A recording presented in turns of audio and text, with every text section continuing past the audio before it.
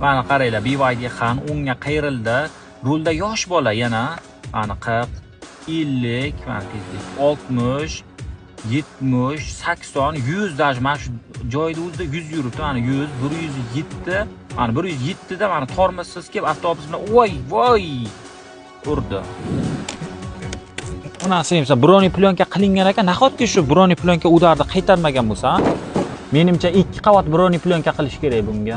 Akalar, vaziyatni ko'rdinglar, juda ham ayanchli ahvolda avariya sodir bo'lgan. Yana o'sha BYD Han, yana o'sha rulda yosh bola. Hurmatli ota-onalar, iltimos sizlardan farzandingizga imminni elektromobil Xitoy mashinalarini, tez mashinalarni bermang. Sababi bu mashinalar juda ham tez. Gazni bir bossangiz, bir pasda 100 ga 150 ga chiqib ketadi. Bu mashinani ham rulda yosh bola bo'lgan ekan. Hali ham BYD Hanlarni xavfsizlik tizimi juda ham yaxshi ishlangan. Ya'ni o'sha airbag sistemalari 9 ta airbag bo'ladi. 9 ta airbag ham ko'rib turibsizlar, patolog, torpeda, rul, даже oyoqda tagidan airbaglar chiqib ketib, mashinani egasini omon saqlab qolgan. Avvalambor Allohdan hammasi, sababchisi ham yoki inson yoki mashina bo'lishi mumkin. Mashinani egasini aytishi bo'yicha ertalab soat 7 larda ada mashinani berib turing, nonga chiqib keladi. Mashinani kaltini olgan ekan, borganda ko'rdinglar vaziyatni.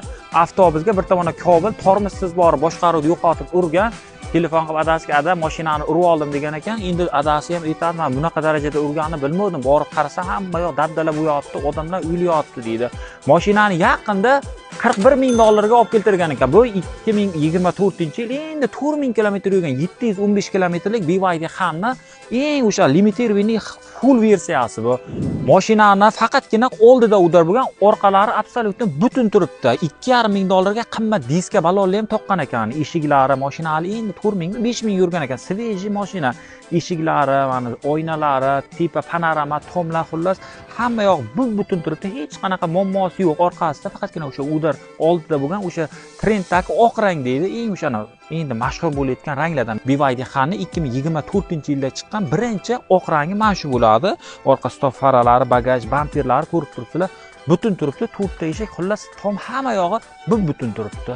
Mashinani agar ustalar olayotgan bo'lsa, ustalarga где-то 4 ming yoki 5 ming dollar atrofida tushadi bu mashina. Remonti tekin bo'ladi, faqatgina zapchastlarni Xitoyga zakaz qilib olib keltirsanglar, mana shu mashina misol uchun 40 ming dollar yangisi turayotgan bo'lsa, mana shu avariya bo'lgani uchun sizlar remont qilib olsanglar, teng yarmiga bemalol tikka qilib olsanglar bo'ladi. Pastdagi raqamlarga murojaat qilinglar.